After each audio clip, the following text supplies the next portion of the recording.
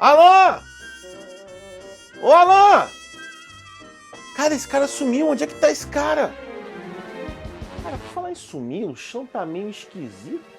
É como se não tivesse...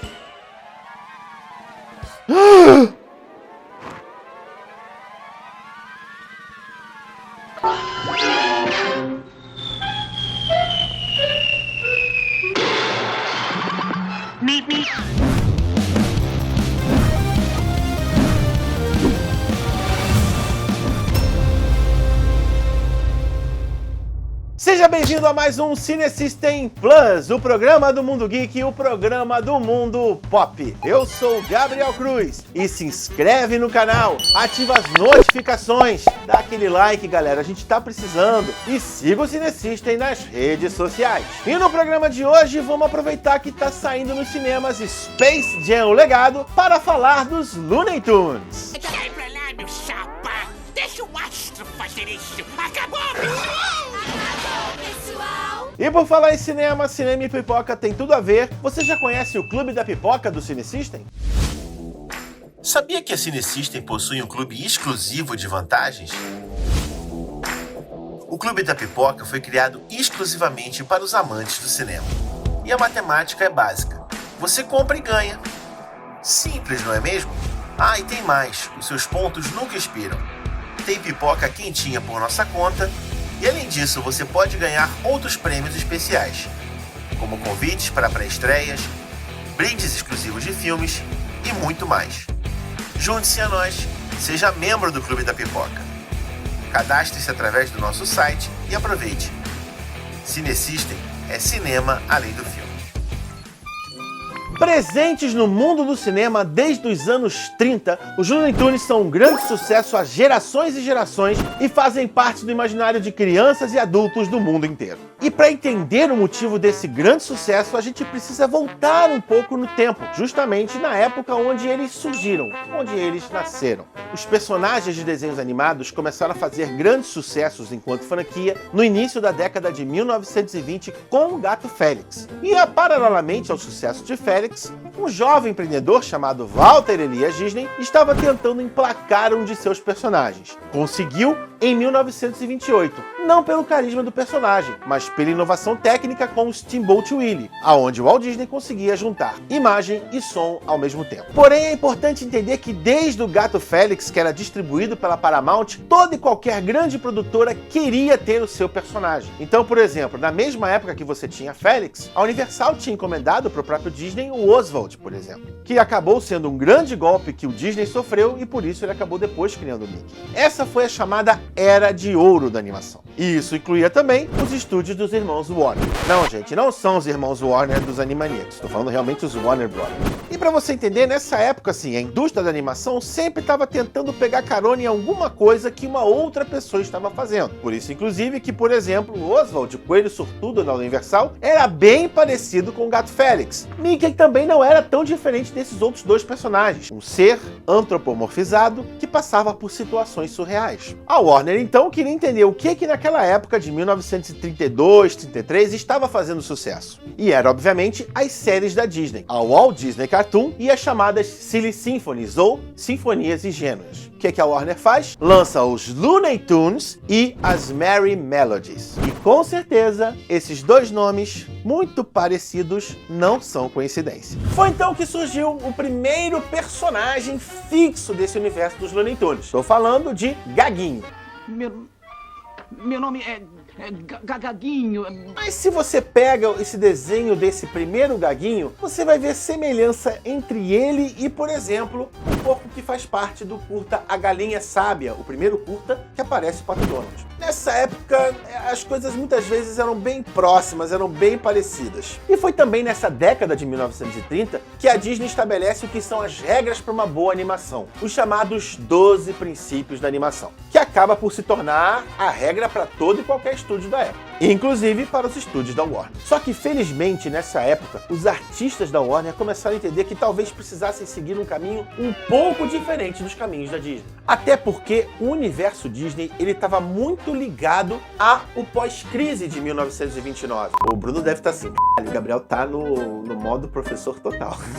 Puxa vida, pra que eu fui perguntar, meu Deus do céu? Com o passar da década de 1930, essa ideia do personagem fofinho, bonitinho, heróico, né, e tudo mais, começou a se tornar uma ideia um pouco velha, um pouco parada no tempo. É nesse momento, então, que os artistas, principalmente Tex Avery, Chuck Jones e Mel Blanc, que é responsável por todas as vozes do mundo dos Looney Tunes na época, decidiram por tentar fazer algo um pouco mais diferenciado. Os personagens deixaram de ser menos redondinhos e foram ficando assim com um elemento mais ágil, né? Eles deixaram de ter proporções infantis e começaram a ter proporções mais adultas, mais altos, mais esguios. Os princípios da animação continuaram a ser usados, só que agora com um exagero cada vez mais extremo, com uma velocidade de piada cada vez mais rápida. Tá sendo coelho! Picada do pato, atira! E nesse meio histórico, o que acontece? A Segunda Guerra Mundial. E por incrível que pareça, a animação dos Estados Unidos nessa época teve um papel importantíssimo como campanha de conscientização para os americanos. E aí os artistas tanto da Disney quanto da Warner vão trabalhar em projetos envolvendo campanhas sobre os nazistas, sobre o perigo nazista, a ameaça nazista, da importância de se pagar as taxas, né, de tentar manter a calma, seguir em frente e tudo mais. Eles foram trabalhar produzindo curtas de animação para o treinamento de soldados. É quando surge então o soldado Sinafo, por exemplo, que passava por diversas situações completamente politicamente incorretas, mas que eram importantes para que os soldados que estivessem na guerra soubessem como lidar. E aí, depois da guerra, essa galera que volta para os estúdios Warner para trabalhar, entenderam que o mundo mudou completamente, que ele está mais lunático, que ele está mais maluco. Todos aqueles exageros, como explosões, e bombas, e dinamite, e bigorna caindo, tudo aquilo é fruto desse pós-guerra. O mundo, depois da Segunda Guerra, passou a ser muito mais rápido, passou a ser muito mais frenético. Cada vez mais as animações Disney, nesse contexto, ficavam mais envelhecidas, um pouco mais infantilizadas, enquanto que o universo dos Looney Tunes era exatamente isso, essa mudança, essa coisa louca, essa coisa rápida, essa coisa que não dá nem tempo de respirar. Paulinha, né? Bateu o sinal, vamos pro recreio. Muito engraçado. E o universo de personagens é imenso. Pernalonga, Patolino, Gaguinho, Frajola, Piu-Piu, Elfrazino, Marco Antônio, Michigan J. Frog e diversos personagens. Cada um deles com a sua série de várias animações seguidas. Mas tem alguns episódios dos Looney Tunes e dos Merry Melodies que eu gosto muito de pensar, que são aqueles famosos filmes que fizeram um grande sucesso de um personagem que só teve um curta participante. É o caso, por exemplo, de One Frog Evening, de 1955, que apresenta ao mundo Michigan J. Frog. Hello, my baby, hello, my honey. Send me a kiss by wire. Eu não gosto de dar spoiler, você vai encontrar pelo YouTube se você nunca viu essa animação. Mas ela é baseada numa história real, quando, durante uma obra da década de 50, justamente, né, com prédios que são destruídos e outros que são levantados, encontraram dentro de uma pedra fundamental um sapo que ainda estava vivo depois de anos e anos preso lá dentro. E aí, o que acontece depois é fruto da imaginação dos brilhantes Chuck Jones. Outra animação que eu gosto muito, que também segue essa sequência, é uma animação chamada Gunny Nutty, que é basicamente a história de um esquilinho que está tentando abrir um coco. Sim, é isso que você viu, um esquilo que está tentando abrir um coco. Você já deve ter visto isso em algum lugar, essa ideia de um esquilinho tentando fazer alguma coisa. Pois é.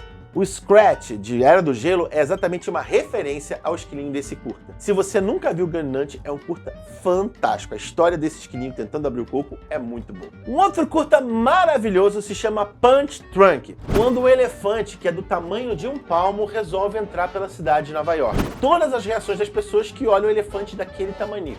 Por exemplo, um bêbado que tá andando e olha pra ele e fala assim: "Você deveria ser amarelo", e vai embora. E toda a questão, toda a discussão, se ele é real ou não, se ele é fruto da imaginação coletiva ou não, é também um curta fantástico. Então, assim, esses curtinhas que só tem um personagem que faz sucesso também são muito legais de se ver no mundo da Warner. E dos personagens em si famosos, dispensa apresentações, né? A eterna rivalidade entre Pernalonga e Patolino sobre se é estação de caça ao coelho ou estação de caça ao pato. O derradeiro episódio que o Pernalonga interpreta um famoso maestro, um famoso regente, Leopoldo. talvez o também brilhantemente dirigido por Chuck Jones, What's Opera Doc. Nesse filme você consegue entender um pouco o que é o mundo dos Looney Tunes. Não só na história doida que você tem o Hortelino tentando lá capturar o Pernalonga vestido de mulher, mas também o design dos personagens, né? Quando o Pernalonga aparece, o design do cavalo, que é uma coisa musculosa, gigante, mas cavalgando como se fosse a coisa mais leve do mundo. Os cenários que são muito mais simplificados do que o naturalismo do universo Disney, tudo isso faz parte da construção desse universo que são os Looney Tunes. E é claro, como tudo na vida, vai ter os seus spin-offs, como por exemplo, um episódio do passado do Patolino que se tornou a série Duck Dodgers. Ou por exemplo, quando pequenos estudantes resolvem estudar na Universidade Acme, que são os Tiny Toons, brilhantemente produzido por Steven Spielberg. E até mesmo as diversas participações dos Looney Tunes nas aberturas de diversos filmes, como por exemplo, a abertura de Gremlins 2. Assim como também os diversos longa-metragens como Carrot Blanca, Space Jam, Looney Tunes de volta à ação e agora Looney Tunes, um novo legado. E eu e você poderemos assistir lá na Cinepista. A máquina tá cuspindo vários coiotes.